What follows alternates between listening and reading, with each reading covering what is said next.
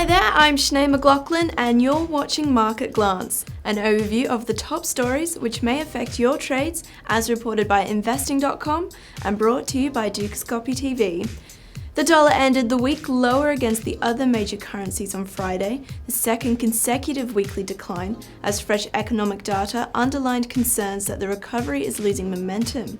Euro-dollar was up to 108.74 in late trade to end the week with gains of 0.61%. The dollar was also lower against the yen, with dollar-yen down 0.51% to one-week lows of 118.98.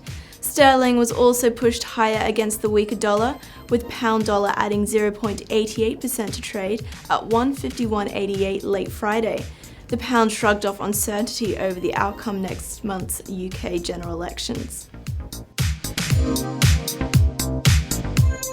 Asian shares scaled 7-year highs following a stellar earning from a few US high-tech giants, but investors are cautious ahead of central bank meetings this week in the US and Japan, and on the deadlock in creditors' talks with Greece.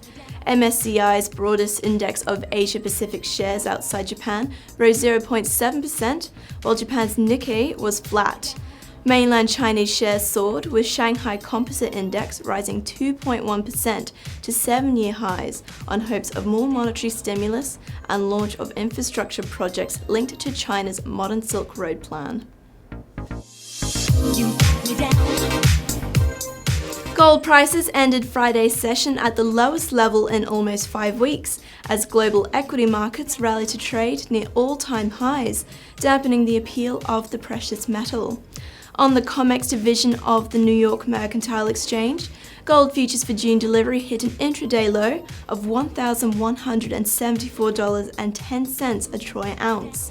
Also on the COMEX, silver futures for May delivery ended Friday's session at $15.63 a troy ounce, down 1.22%.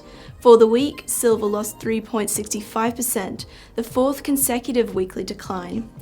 Elsewhere on the COMEX, copper for May delivery tacked on 2.0% on Friday to settle at $2.75 a pound, amid speculation policymakers in China will have to introduce further stimulus measures to jumpstart the economy amid lackluster growth. Despite Friday's gains, copper prices fell 0.94% on the week. Crude oil futures were mixed on Friday, with London traded Brent prices hitting the highest level of the year, while New York oil futures ended modestly lower. On the ICE futures exchange in London, Brent oil for June delivery hit an intraday peak of $65.80 a barrel, the most since December 10th, before ending at $65.28 by close of trade on Friday.